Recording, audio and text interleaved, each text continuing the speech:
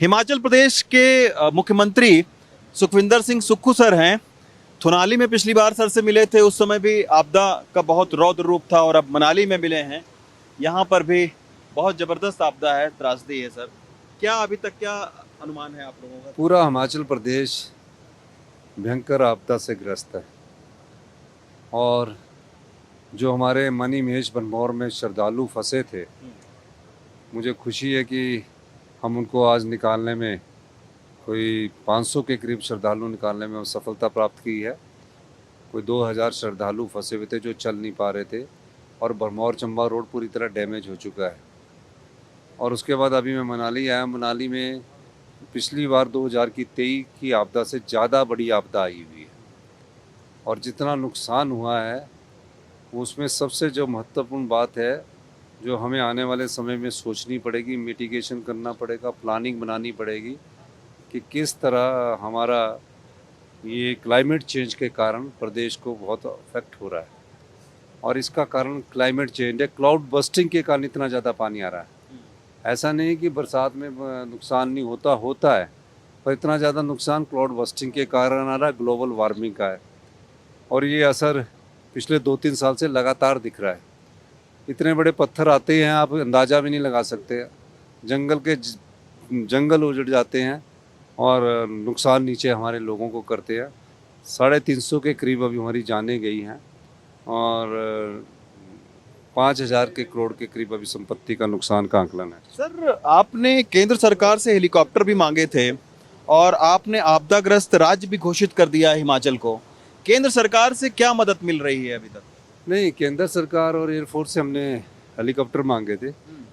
आज 6 हेलीकॉप्टर्स हमारे पूरे हिमाचल प्रदेश में, जहाँ खाने का सामान है वहाँ खाने के सामान के लिए गए हैं।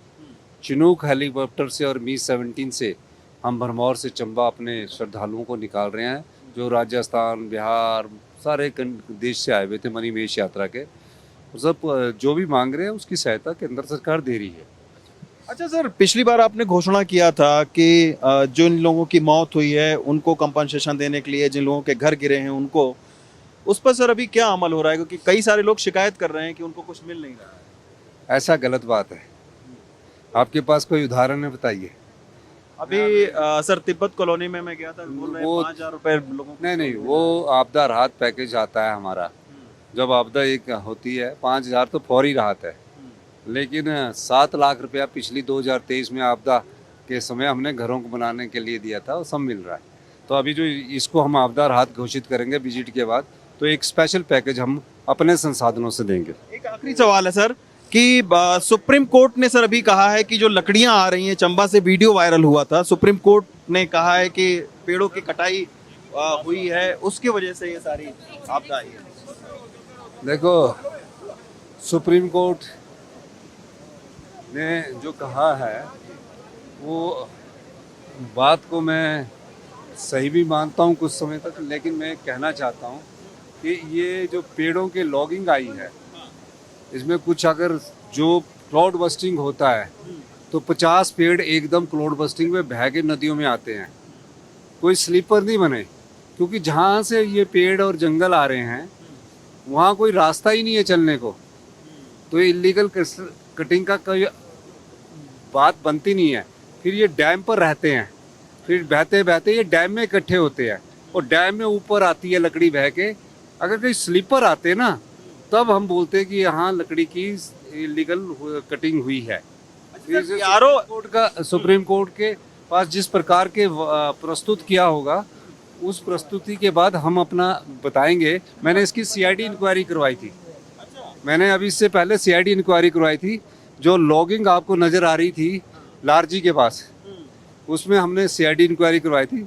सीआईडी वालों ने बोला कि जहाँ से ये पेड़ के आए हैं और पेड़ आए हैं वहाँ कोई रास्ता ही नहीं है, क्योंकि क्लाउड बस्टिंग हुई बीच पहाड़ में, और पहाड़ में 50 पेड़ एक, क्योंकि क्लाउड बस्टिंग का मतलब है कि बड़े बड़े पहाड़ पेड़ सब इकट्ठे होकर नदी में आ जाते हैं, फिर वो डैम में इकट्ठे हो जाते हैं। ये है। अच्छा सर, बीआरओ का भी बहुत नुकसान हुआ है, एनएचआई का काफी नुकसान हुआ है। नहीं, बीआरओ भी हिमाचल में ही है।